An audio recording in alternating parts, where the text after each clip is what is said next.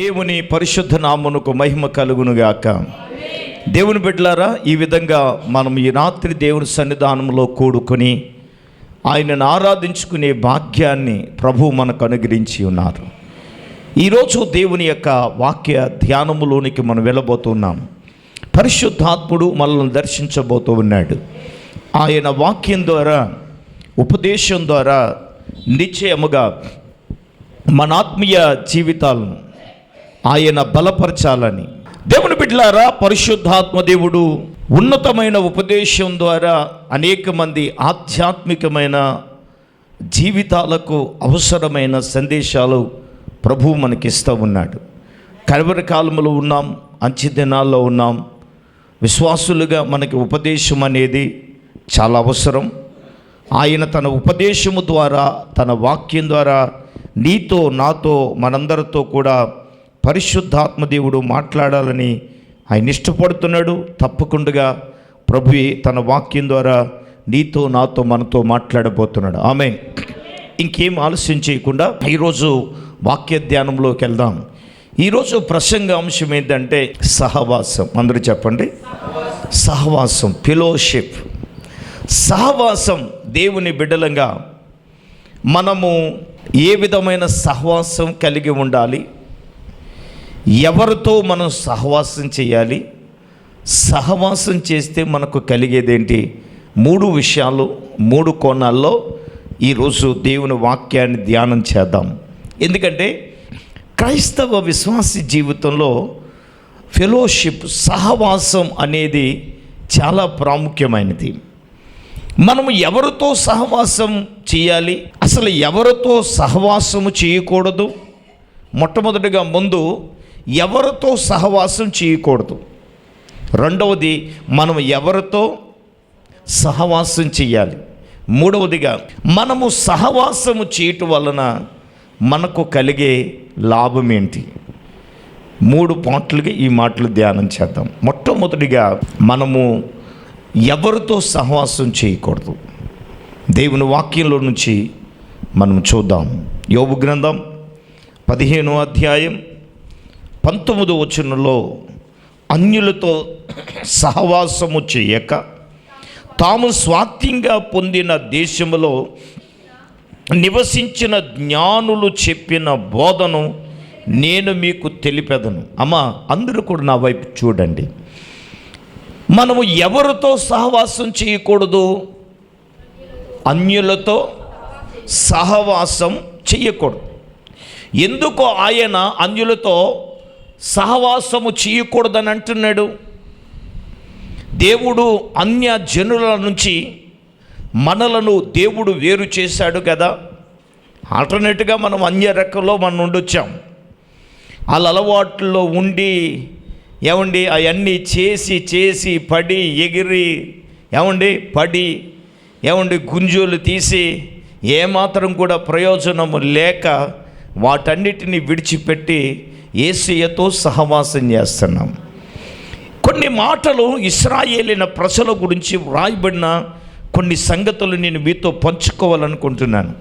ధ్యాని అయిన సొలొమోను గురించి మొదటి రాజుల గ్రంథం 11వ అధ్యాయము 1వ వాక్యాన్ని ఒకసారి చూస్తే, మోయాబీలు, ఎదోమీయులు, అమోనీయులు, సిదోనీయులు, ఇత్తీయులను జనులు నీ హృదయములను తమ దేవతల తట్టు తిప్పుదురు గనుక వారితో నువ్వేం చేయకూడదు, సహవాసము చేయకూడదనియు, వారు మీతో సహవాసము చేయనివ్వకూడదనియు యెహోవా ఇశ్రాయేలీలకు సెలవిచ్చాడు. అయితే రాజైన సొలొమోను ఫరో కుమార్తెనే కాక ఆ జనుల్లో ఇంకనూ అనేక మంది పరస్త్రీలను మోహించడం వల్ల వీడికి ఆ జరిగిన శాస్తి మామూలుగా కాదు. అందుకే అన్నీ అనిపించిన తర్వాత అయ్యగారు చెప్పారు, వ్యర్థం వ్యర్థం వ్యర్థం వ్యర్థం. అనిపించడం ఎవడైనా అలాగే చెప్తాడు. పెళ్లి చేసుకోముందు చేసుకోవాలి, పెళ్ళి అయిన తర్వాత బాబు పెళ్ళి చేసుకోకూడదని చేసుకోబోయే వాడికి చెప్తే ఆడకు కూడా అంటే నువ్వు అన్నీ అనిపించేసి కాబట్టి చేసుకోవద్దని అంటున్నావు. అవును కదా, సొలొమోను చెప్పిన మాట అదే. ఇప్పుడు నువ్వు మోయాబీయులు కానీ, ఎదోమీయులు కానీ, అమోనీయులు కానీ, సిదోనీయులు కానీ ఇత్తీయులని వారి జనులు నీ హృదయములను ఏమండి తమ దేవతల తట్టు తిప్పుతారు కనుక నువ్వు వారితో ఏం చేయకూడదు అంటే అన్యులతో ఎందుకు సహవాసం చెయ్యకూడదని దేవుడు ఇశ్రాయేలీయుల ప్రజలతో ఎందుకు మాట్లాడుతున్నాడు ఒకసారి మనం ఆలోచించాలి. మొన్న 13, 14, 15 తారీఖుల కోటాలు ఎడితే చాలామందికి ఇబ్బంది అయిపోయింది. కానీ దేవుని బిడ్డలారా, దేవుడు మాట్లాడాడు కాబట్టి ఎందుకు పెట్టానంటే అది నిజంగా పెట్టడం చాలా ఆశీర్వాదకరం. నిజమే, దేవునికి స్తోత్రం. కొంతమంది నోటి నుండి వచ్చిన మాట ఏంటంటే అయ్యా మాకు తప్పించుకు రావడానికి మంచి అవకాశం వచ్చింది అన్న వాళ్ళు కొంతమందికి పాపం అమ్మగారు ఊళ్ళో వెళ్ళాలని బాధపడే వాళ్ళు చాలామంది ఉన్నారు. ఏమో దేవుడు మాట్లాడాడు, పెట్టమన్నాం, పెట్టాం. అయితే ఎందుకు దేవుడు చెప్పాడు, దేవుడు ఎందుకు మాట్లాడాడు? నేను చెప్పాను, పరీక్ష పెట్టడానికని. దేవుడు పరీక్ష పెట్టడానికే దేవుడు మాట్లాడతాడు కదా. దేవుడు మాటల్లో ఉన్న అంతర్దయాన్ని మనం ఎరగాలి కదా. ఏమండి ఈరోజు సొలొమోను ఏమండి ఫరో కుమార్తెని కాక అనేక మంది ఫరస్త్రీలను మోహించుట, పాపము చెయ్యుట, ఈరోజు చివరికి అన్య దేవతల తట్టు తిరిగారు. వారితో ఏం చేశాడండి? సహవాసం చేయటాన్ని బట్టే కదా జీవము గల దేవుని ద్వారా జ్ఞానం కలిగిన అతడు, జ్ఞానాన్ని సంపాదించుకున్న అతడు, సర్వశక్తుడైన దేవుడు జ్ఞానాన్ని ఇస్తే ఈరోజు అన్యులతో సహవాసము చేసి ఇశ్రాయేలీల ప్రజలు దేవుని బిడ్డలారా వాళ్ళ కర్తవ్యాన్ని మరిచారు. దేవుడు ఎక్కడి నుంచి తీసుకొచ్చాడు? ఇలా చూడండి, ఐగుప్తు దేశం నుండి తీసుకొచ్చాడు కదా. ఏమండి ఆ క్రియల నుంచి దేవుడు విడిపించాడు కదా. పాప సంబంధమైన కార్యాల నుంచి దేవుడు విడిపించాడు కదా. ఏమండి అలాగ విడిపిస్తే ఇప్పుడు ఎవరి తట్టు చూస్తున్నారయ్యా అంటే వీళ్ళు అన్యుల తట్టు చూస్తున్నారు. అన్యులతో సహవాసం. దేవుడు ఏమన్నాడు? నీ సహవాసం ఎవరితో ఉండాలి? ఒరే నాన్న, నువ్వు అన్యులతో కాదు, ఏదో రకంగా ఏదో టైంలో ఆడు నిన్ను తిప్పేయడానికే ట్రై చేస్తాడు. అందుచేత మనం ఎవరితో సహవాసం చేయకూడదు, అసలు ఆయన కూర్చోబెట్టుకోకూడదు కదా. మంచి మాటలు చెప్తూ వస్తాడండి, పీటేసి కూర్చుంటాడుగా. నువ్వు సైడ్ని చోటెత్తావు, సైడ్ని చోటిచ్చి కూర్చోబెడతాడు, సోపు మజ్జిగ వేస్తూ ఉంటాడు, కొంచెం కొంచెం జరిగి ఆడికి సుట్ట మాత్రం ఇలా గెలిగించి ఆడుతూ ఉంటాడు అనమాట. దారి ఓడికి అందరికీ నమస్కారం ఆడేస్తాడు. ఏమండి ఈరోజు నేను అంటాను, రిలేషన్ మనం పెట్టుకోకర్లేదు, ఆడే పెట్టుకుంటాడు. సైతాన్లో ప్రవేశించి ఆడే మన దగ్గర తోలుతాడుగా. ఎందుకు తోలుతాడు? ఏమండి మనం నాశనం చేయడానికే కదా. ఏమండి మనం వ్యాపారాన్ని నాశనం చేయడానికే కదా, మన వ్యవస్థను పాడు చేయడానికే కదా, మన ఉద్దేశాలను పాడు చేయడానికే కదా, మన తలంపులను పాడు చేయడానికే కదా, మన క్రియలను పాడు చేయడానికే కదా. దేవుని బిడ్డలారా, చాలామంది దానిని గ్రహించలేని వారుగా ఉన్నారు కదా. దేవుని బిడ్డలారా చూడండి, ఇశ్రాయేలీయుల ప్రజల గురించి మనం ఆలోచిస్తే ప్రవక్త అయిన యెషయా గ్రంథము 2వ అధ్యాయం 6వ వచనములో ఏమండి యాకోబు వంశముగు ఈ జనములు తూర్పును ఉండిన, చూడండి, జనుల సాంప్రదాయాలతో నిండుకొని ఉన్నారు. వారు ఫిలిష్తీయుల వలె మంత్ర ప్రయోగాలు చేస్తారు, అన్యులతో సహవాసము చెయ్యుదురు గనుక నీవు వారిని విసర్జించి ఉండాలి. ఆమేన్. నిజమేనండి. జనుల సాంప్రదాయాలు ఏంటండి? చెప్పండి, ఆ మాట చెప్పండి. సాంప్రదాయం. చాలామంది సాంప్రదాయాన్ని వదులుకోవట్లేదు. మేనమామ సుట్లెట్టాలి, మేనమామ పెళ్ళి కొడుకు బట్టలెట్టాలి, మేనమామ పెళ్ళి కూతురికి చీర కట్టాలి, మేనమామ. జనుల సాంప్రదాయాన్ని మనం వదలాలి కదా.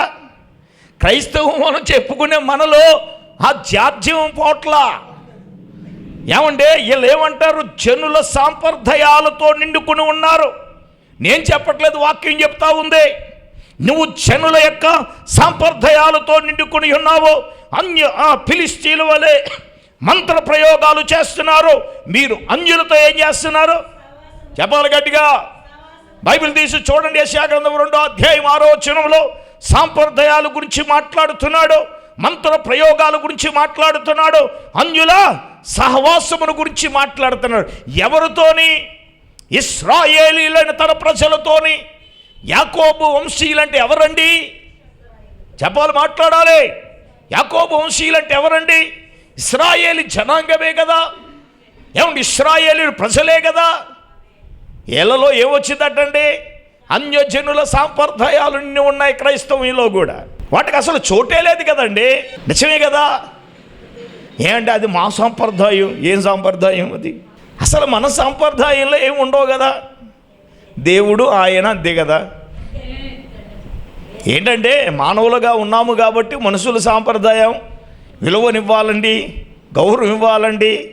నువ్వు మనుషులకు గౌరవం ఇస్తే దేవుడిని గౌరవం ఇవ్వడు పరలోకంలో. అంతే ఏమా, పరలోకంలో దేవుడిని గౌరవం ఇవ్వాలంటే నువ్వేం చేయాలి? దేవుని సాంప్రదాయం ఏదో తెలుసుకుని ఏమన్నా దేవుని సాంప్రదాయం ప్రకారంగా నడవాలి కదా. పైపచ్చికి మాత్రం ఏం అడుగుతాం? అన్నీ మా పాస్టర్ గారు చెప్పినట్టే మేము చేస్తున్నాం. మీ సాంప్రదాయాలు మీరు వదలకుండా మళ్ళీ ఏంటి? ఆ జనుల సాంప్రదాయాన్ని పాస్టర్ గారు చెప్పారా? ఏసు రక్త బీజి. అందుకే నేను చెప్తాను, నీ మనసు ఏం చెప్తా చెయ్యండి. ఎందుకంటే నీ మనస్సాక్షి నువ్వు ఏం చేస్తా దోషారాప నీ మీద వేసి రక్తం వేసే. అది నా మీద నేను చెప్పే మాట మీద ఉండదు కాక. అది ఈరోజు స్పష్టంగా చెప్పేది ఏంటంటే, నువ్వు అన్యులతో సహవాసము చేయకూడదు. జనుల సాంప్రదాయాలు మనలో ఉండకూడదు. ఏ సాంప్రదాయం?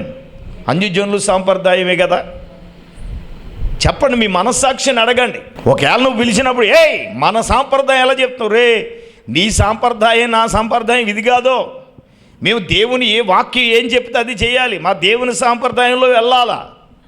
చెప్పాలి కదా. ఏమండి, ఖచ్చితంగా చెప్తున్నాను. కొన్ని మనము ఆ విషయంలో ఏం చేస్తున్నామంటే, కొన్ని విషయంలో రోకం విషయంలో రాజీ పడిపోయి బ్రతుకుతున్నాం. నేనంటాను, భక్తి విషయంలో దేవుని విషయంలో రాజీ పడకుండా బ్రతికేవాడు నిజమైన క్రైస్తవుడు. లోకంతో నువ్వు రాజీ పడకూడదు, మనుషులతో రాజీ పడకూడదు, తప్పు చేయడంలో రాజీ పడకూడదు. తప్పును తప్పుగా ఖండించాలి. ఆమేన్. ఎస్, నిజమే. ఒక సిచ్యువేషన్లో నేను ఈ వారంలో అదే చేశాను. మీరు నన్ను ఏమన్నానే ఉండే, మీరు ఖచ్చితంగా మాట అన్నారు. చెప్పాను, స్పష్టంగా చెప్పాను. ఎందుకో తెలుసా? మనం రాజీపడి బ్రతకూడదండి. నేను అసలు రాజీపడను. నిజమే కదా. సాంప్రదాయాలు, తర్వాత అంటే ఫిలిష్తీయుల యొక్క మంత్ర ప్రయోగాలు, తర్వాత అన్యజనులతో సహవాసం చేయకూడదు. నువ్వు వారిని ఏం చేయాలి? విసర్జించమన్నాడు. ఏం చేయమన్నాడండి? మనం విసర్జించలేకపోతున్నాం, ఐక్యమైపోతున్నాం, మమేకమైపోతున్నాం. ఈ రోజున దేవుడు తన వాక్యం ద్వారా నీతో, నాతో, మనతో ఆయన మాట్లాడే మాట. ఎందుకంటే సొలొమోను అలాగే చేశాడు కదండి. వాళ్ళందరూ చక్కగా సొలొమోను చివరి స్థాయి ఏంటో తెలుసా? విగ్రహాల తట్టు తిప్పేశారు సొలొమోను హృదయాన్ని. అందుకే నేను అంటాను, క్రైస్తవులో దేవుని బిడ్డలైన వారు దేవుని బిడ్డలనే చేసుకోవాలి. అర్థమవుతుందా? మారిపోతాడని నేను చేసేస్తావు. ఆడు మాట మార్చి దీన్ని మార్చేస్తాడు. దేవునికి స్తోత్రం. ఆడు ప్రార్థన చేయడం, దీన్ని ప్రార్థన చేయడు. చేయనివాడు చేద్దామని మోకరించిన ఆడు చేయడు, దీన్ని చేయనివ్వడం. దీని ప్రార్థన హల్లెలూయా స్తోత్రమే, దీని బైబిల్ రీడింగ్ హల్లెలూయా స్తోత్రమే. కొన్నాళ్ళకి ఇది ఒక నెలలకి అయ్యేటప్పుడు ఇది ప్రార్థన మర్చిపోతే బైబిల్ రీడింగ్ మర్చిపోద్ది. ఇంకా ఆడితో పాటు తందాన తానే తందాన. నిజమండి, అది వాస్తవం. నేను మాట్లాడుతున్నాను. ఈ రోజున నీ సహవాసం ఎవరితో ఉంది? ఇశ్రాయేలు ప్రజల గురించి దేవుడు 106వ కీర్తన 35వ వచనం చదవండి. 106వ కీర్తన 35వ వచనం. వారు అన్యులతో సహవాసం చేసి వారి క్రియలను ఏం చేశారు? ఎవరితో చేశారండి? చెప్పాలి గట్టిగా. దేవుడు అన్యజనులతో సహవాసము చేయకూడదని చెబితే వీళ్ళు అన్యులతో సహవాసము చేసి ఏం చేశారంట? వారి క్రియలను నేర్చుకున్నాడు. సొలొమోనుకి నేర్పేయలేదా? చెప్పండి, నేర్పలేదండి. చాలా ఇబ్బందులు పడ్డారు కదా. నిజంగా చాలా పశ్చాత్తాపపడ్డాడు. ఏదేమైనా సరే అంతే అంటారు కదా, చేతులకి కాలిన తర్వాత ఆకులు పట్టుకుంటే ప్రయోజనం ఏంటి? లాభం ఏంటి? దేవుని వాక్యం మనల్ని హెచ్చరిస్తున్నప్పటికీ చాలామంది కూడా ఏమండి దేవునితో సహవాసము చేయడానికి చాలామంది ఇష్టపడకుండా సాతానుడే ఎవడొక రూపంలో వస్తాడు మన దగ్గరికి. కారణం ఏంటి? ఉపవాస ప్రార్థన ప్రతి వారం వెళ్తున్నావు కదా, ఈ వారం వెళ్ళాలేటి కాంత మా ఇంటికి మా కోళ్ళు వస్తుందో ఉండవా అని అంటే, పాపం ఉండకపోతే దీంతో అంటానో ఉంటుంది. ఉంటే ఏం చేస్తుంది? మా ఇంత పశువు పెడుతుంది, వచ్చిన వాళ్ళకి అందరికీ రాయమంటుంది, నువ్వు రాసుకో అంటుంది. ఏమండే ఒక తంటు కాదు కదా, నిన్ను ఉపవాసం ప్రార్థన మానేసి ఎవడుండమన్నాడు చెప్పొచ్చుగా. శనివారం ఉపవాస ప్రార్థన నువ్వు కాదు, నా మొగుడు మాట నేను, నువ్వు వెళ్ళిపోవాలి వేసిపో మాటకే అని చెప్పాలిగా. ఏమండి అమాయకులా కొండగోరులాగా నువ్వు ఉండి బలికి సిద్ధం చేసి నిన్నేం చేస్తుందో తెలుసా? అక్కడతో ఆగదు కదా.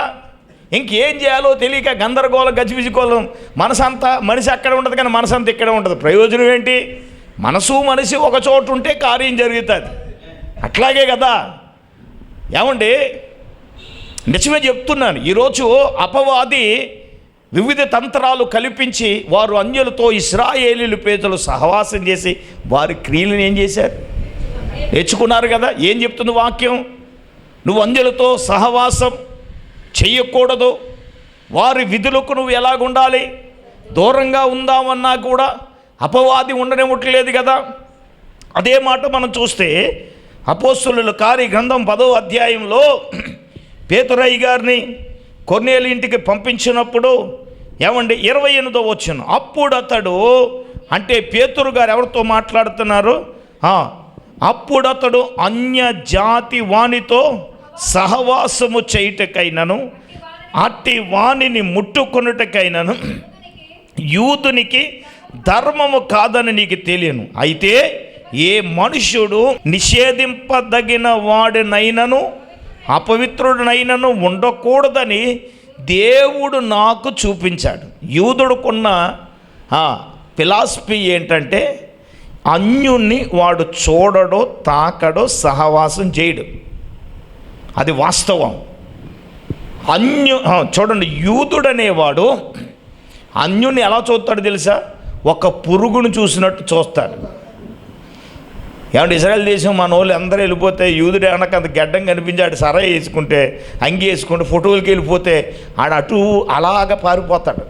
వీళ్ళేమో కెమెరా పెట్టుకుని ఫోటో తీసుకుని వెళ్ళిపోతాడు, ఆడేమో అలా పారిపోతాడు. కారణం ఏంటి?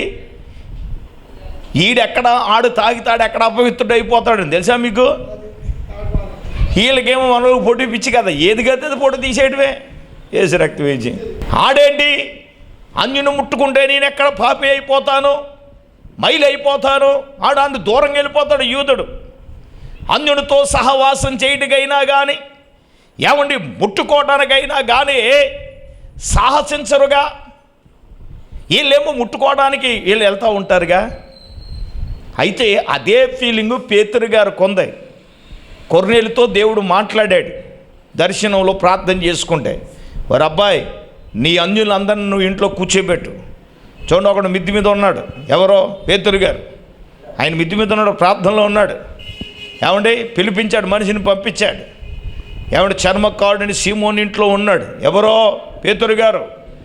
దేవుడు అక్కడ దర్శనంలో చూపించాడు. దర్శనంలో చూపిస్తే ఈయనేమో నేను వెళ్ళంటున్నాడు. ఈ సంగతి మనకు తెలుసు కదా. ఏమంటే ఒక దుప్పట్లో చతుష్పాద జంతువులందరినీ పంపించి, నువ్వు చంపుకుని తింటే, అయ్యి బాబు నేనేం మాంసం తిన్నాయినా, దేవుడు పవిత్రపరిచిన దానిని ఒరే నిషేధించదగిన నువ్వెవడవరా అని చెప్పగానే రైట్ అయిపోయాడు. ఇంతకీ ఈ ప్రస్తావన ఎందుకంటే ఏవండి ఏ మనుష్యుడు కూడా నిషేధింపదగిన వాడైనా సరే అపవిత్రుడని అయినా సరే చెప్పకూడదని దేవుడు నాకేం చేశాడు? చూపించాడు. దేని ద్వారా? ఒక దుప్పట్లో చతుష్పాద జంతువులన్నీ పంపించి నువ్వు చంపుకు తినని ఆడికి జ్ఞానోదయం చేస్తే కానీ ఒరే ఏ మనుషుడు కూడా నిషేధింపదగిన వాడు కాదు అని. అయితే నేను అంటాను, వాళ్ళతో మనము మాట్లాడితే సహవాసం చేసినట్లు కాదు. నువ్వు వాళ్ళతో ఉన్నప్పటికీ నువ్వు దేవుడు గురించి వాళ్ళతో ఏం చేయాలి? చూడండి, ఏంటంటే నీటిలో ఏముంటుంది? తామరాకు నీటిలో ఉంటుంది. ఏమంటే ఆకు మీద నీళ్ళు వేయండి, నీళ్ళలో తామరాకు ఉంది కానీ తామరాకులో. చూడండి, సాధు సుందర్ సింగ్ భక్తుడు ఒక పుస్తకం రాశాడు, క్రీస్తులో ఉన్నవారు క్రీస్తులో లేనివారని ఒక ఎగ్జాంపుల్ రాశాడు. ఏంటి ఆ ఎగ్జాంపుల్ అంటే, ఒక రాయిని తీసుకోమన్నాడు. రాయిని తీసుకుని ఎక్కడ వేయమన్నాడు? నీళ్ళలో వేయమన్నాడు. కొద్దిసేపు నీళ్ళలో రాయి ఉన్న తర్వాత ఆ రాయిని తీయమన్నాడు. తీసిన తర్వాత ఆ రాయిని పగలగొడితే నీళ్ళలో రాయి ఉంది, కానీ ఆ రాయిని పగల కొట్టగా ఏముందో తెలుసా? రాయి అంతా కూడా పొడుగా ఉంది. దాన్ని బట్టి అర్థమైంది ఏంటి? నీళ్ళలో రాయి ఉంది కానీ రాయిలో ఏమీ లేదు అని చెప్పి కింద ఒక టైటిల్ పెట్టాడు, క్రైస్తవుడు లోకంలో ఉండొచ్చు కానీ లోకము క్రైస్తవుల్లో ఉండకూడదు అని చెప్పారు. అది వాస్తవమైన మాట. నువ్వు లోకంలో ఉండొచ్చు కానీ లోకం నీలో ఉండకూడదు. క్రీస్తులో ఉన్న తర్వాత నీ హృదయంలో నీలో ఎవరుండాలి? క్రీస్తే ఉండాలి కదా. క్రీస్తు అడుగు జాడలే ఉండాలి కదా. ఈ రోజున దానికి వ్యతిరేకంగా ఈ సమాజం, ఈ లోకం నడుస్తుంది కదా. వాళ్ళు నడవచ్చు, దేవుని బిడ్డలంగా మనం వాళ్ళతో నడవకూడదు. వాళ్ళతో మనం ఏం చేయకూడదు? సహవాసం చేయకూడదు. రెండవదిగా దేవుడు ఎవరితో సహవాసం చేయకూడదు అంటున్నాడు. సామెతల గ్రంథం 22వ అధ్యాయం దయచేసి 24వ వచనాన్ని చదువుదాం. కోపచిత్తునితో సహవాసము చేయకు, క్రోధము గల వానితో నీవు పరిచయము కలిగి ఉండకు. రెండవదిగా కోపచిత్తుడంటే కోపముతో ఉన్న వానితో ఏం చేయకూడదు? చెప్పాలి గట్టిగా, సహవాసము చేయకూడదు. కోపచిత్తుడితో అంత నష్టమే కదా. ఆడు కోపం వస్తే కుర్చీలు ఇరిగిపోతాయి, సెల్లో 20,000 సెల్ అయినా బద్దలసిపోతాయి. ఏమండే, అది ఏదైనా సరే బద్దలసిపోద్ది. ఆడు బుర్ర కూడా బద్దలు కొట్టుకుంటే బాగుంటుంది. ఆడు బుర్ర బద్దలు కొట్టగానే ఎదరోడు బుర్ర మాత్రం బద్దలు కొడతాడు. నేను ఎప్పుడు చెప్తుంటాను కదా, ఒక కోపిష్టుడు తాగుబోతు. ఏమంటే ఎప్పుడు చెప్తూ ఉంటాను, భార్య ఏదో అందడికి కోపం వచ్చింది. ఆ తాగిన మొత్తులో కోపంతో ఏం చేశాడు? ముక్కు కూరికేశాడు. ముక్కు కూరికైతే మొత్తం ముక్కు ఊడిపోయింది. ఇంక అతకటా కూడా పనికి లేకుండా పోయింది. వీడు చాలా ట్రై చేశాడు కానీ పాపం భార్యకి ముక్కు లేదు. ఆడు జీవితాంతకాలం ముక్కు లేని భార్యతో ఆడు కాపురం. పోనీ ఎక్కడికైనా తీసుకెళ్తే ముక్కు ఏమైందంటే ఏం చెప్తాడు? చెప్పండి, నవ్వుతారండి, నిజమేగా. ఏమన్నా అంతే కదా. జీవితాంతం ఏం చెప్తారు? అబ్బాయి నేను తాగేసాను, కోపం వచ్చింది, మా ఆవిడ ముక్కు కొరికేసాను అంటాడా? ఒరే నీకేమైందిరా అని అంటారుగా. చెప్పండి, అంటే కోపచిత్తునితో అంత నష్టమేగా. ఏమండి, ఆ స్థానంలో పల్లి ఉంటుంది, పల్లెం బద్దలవుద్ది. అది కుర్చీ ఉంటుంది, కుర్చీ బద్దలు అవుతుంది. నువ్వు ఉంటే నీ తల బద్దలు అవుతుంది కదా. దేవుని వాక్యంలో ఉన్న మాట ఏంటో తెలుసా? నరుని కోపము దేవుని నీతిని నెరవేర్చదు కదా. అందుకంటే కోపపడని కానీ మీరేం చేయొద్దు, పాపం చేయొద్దు. సూర్యుడు అస్తమించి నిలిచే వరకు కోపం మీలో. అమ్మగారు కోపం వచ్చిందంటే ఇంకా తెల్లవాళ్ళకి అది ఏదైనా సరే, అబ్బే కోపచిత్తునితో నువ్వేం చేయకూడదు? సహవాసం చేయకూడదు. ఏమండి, కోపం చాలా నష్టం జరుగుతుంది. చదువుతుంటారు పిల్లలు, తన కోపమే తనకు శత్రువు, తన శాంతమే తనకు రక్ష.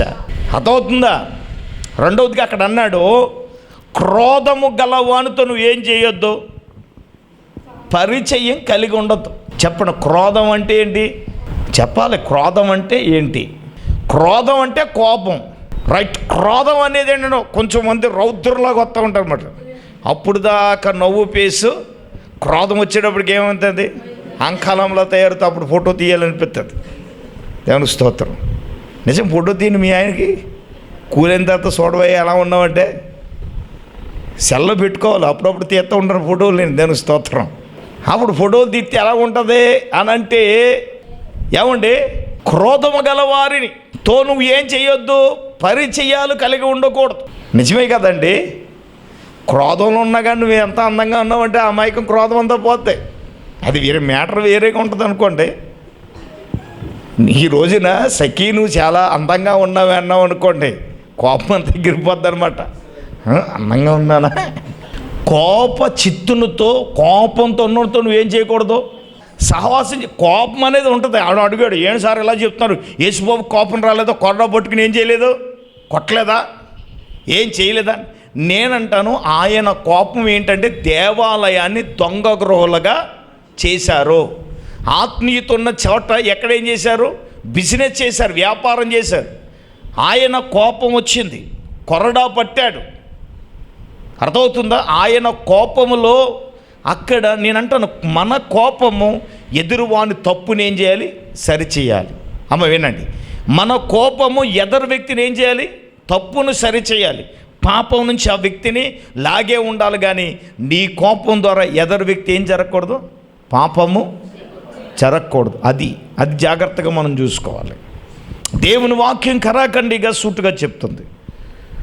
ఎంత దూరంగా ఉంటే అంత మంచిది. తర్వాత మనం చూస్తే మూడవదిగా, తుంటరులతో సహవాసం చేయకూడదు. ఎవరితోటి?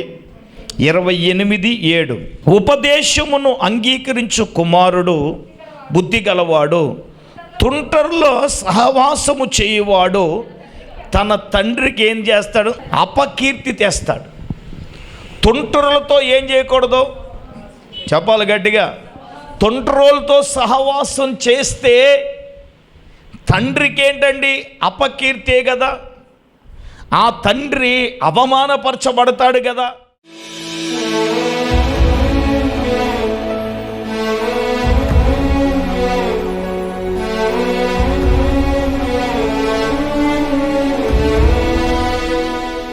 ప్రార్థన చేసుకుందాం. ప్రార్థన.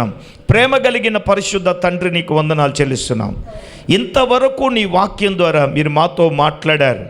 మేము ఎవరితో సహవాసము చేయాలి? తండ్రి అయిన దేవునితో, కుమారుడైన యేసుక్రీస్తుతో, పరిశుద్ధాత్మతో సహవాసము చేయాలి అని మాతో మాట్లాడారు.